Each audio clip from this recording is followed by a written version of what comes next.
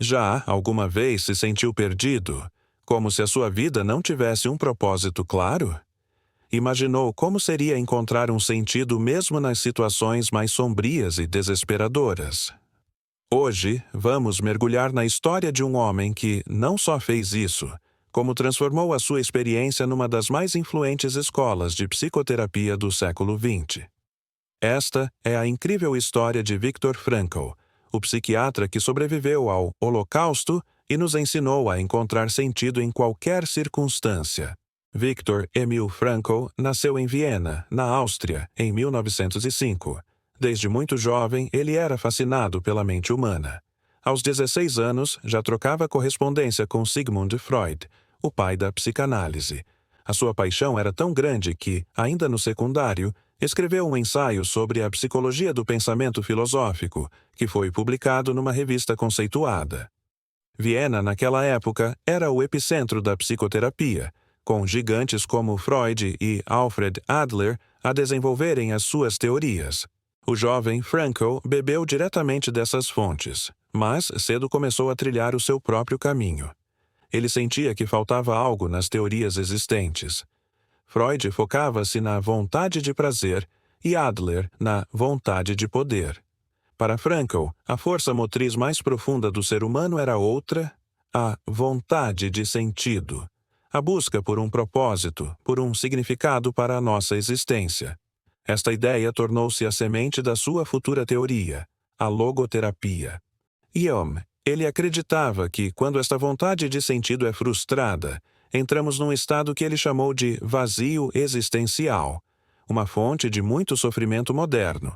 Frankl formou-se em medicina e especializou-se em psiquiatria e neurologia. Em 1930, já dirigia uma ala dedicada à prevenção do suicídio num hospital psiquiátrico em Viena. O seu trabalho era notável.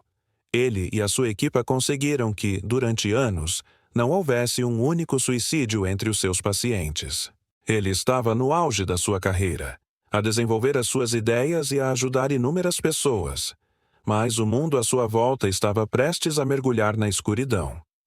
Em 1938, a Áustria foi anexada pela Alemanha nazi.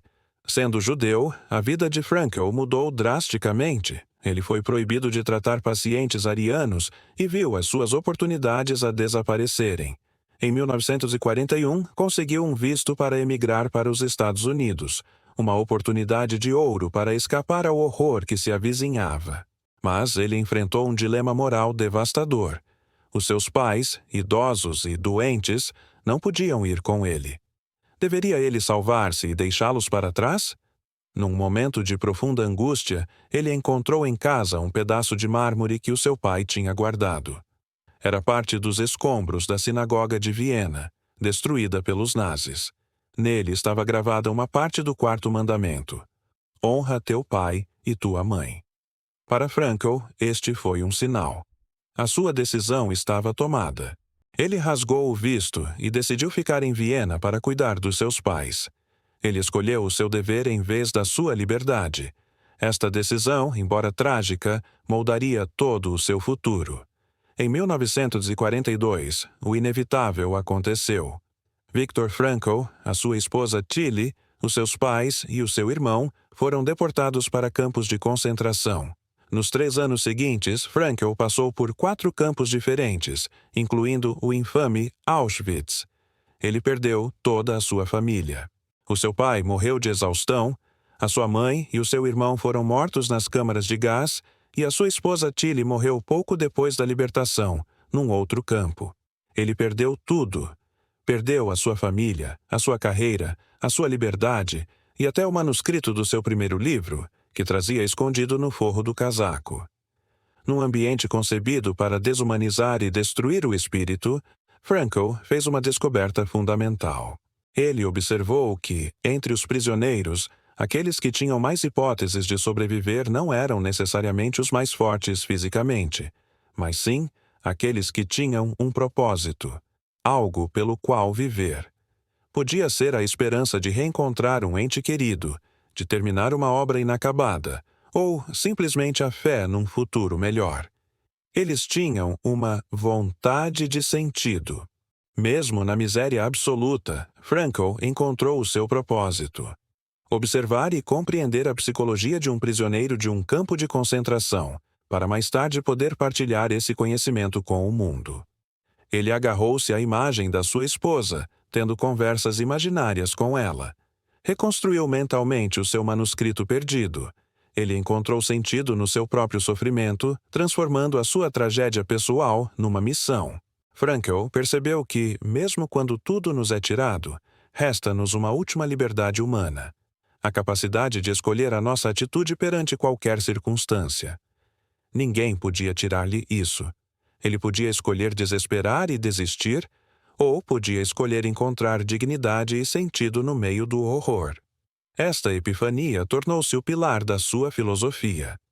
Após a libertação em 1945, Frankl regressou a Viena. Pesava menos de 45 quilos e estava completamente sozinho. Em vez de se entregar ao desespero, ele colocou a sua dor em ação. Em apenas 9 dias, ditou o seu livro mais famoso, Em Busca de Sentido. Ele queria publicá-lo anonimamente, pois não o via como uma conquista pessoal, mas como um testemunho da capacidade humana de superação. Os seus amigos convenceram-no a publicá-lo com o seu nome. O livro tornou-se um best-seller mundial, traduzido para dezenas de línguas, e já tocou a vida de milhões de pessoas. Nele, Frankl explica os princípios da logoterapia. A palavra logos aqui significa sentido.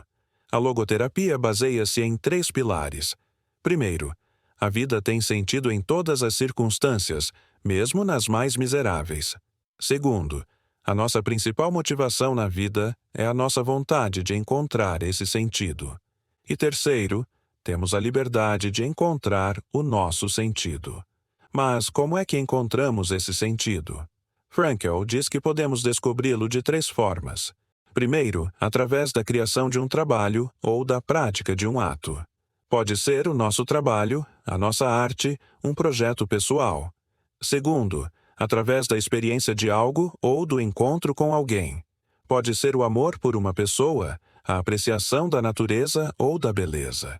E a terceira forma, e talvez a mais profunda, é pela atitude que tomamos perante o sofrimento inevitável.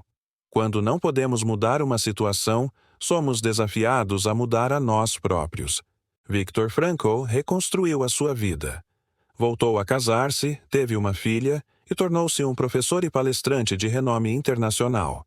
Dirigiu a Policlínica de Neurologia de Viena durante 25 anos e escreveu mais de 30 livros. Ele não era um otimista ingênuo. Ele viveu o pior da humanidade. Mas a sua mensagem não é sobre ignorar o sofrimento.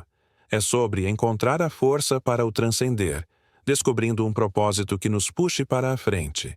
A sua vida é a prova viva da sua teoria. Ele não só sobreviveu ao impensável, como usou essa experiência para criar uma ferramenta poderosa de cura e crescimento. A sua história ensina-nos que não importa o que a vida nos traz. O que realmente importa é a nossa resposta. Temos sempre a liberdade e a responsabilidade de escolher o nosso caminho e de encontrar o nosso próprio sentido. Então, da próxima vez que se sentir perdido ou que a vida parecer difícil, lembre-se de Viktor Frankl. Lembre-se que, mesmo nas circunstâncias mais sombrias, existe a possibilidade de encontrar um propósito. A pergunta não é: o que espero eu da vida? Mas sim, o que é que a vida espera de mim? A resposta está dentro de cada um de nós. Obrigado por nos acompanhar nesta jornada pela vida de uma das figuras mais inspiradoras do século XX. Se esta história o tocou, por favor, deixe o seu gosto. Partilhe com alguém que precise de ouvir esta mensagem e subscreva o nosso canal para mais conteúdos como este. Até essa próxima!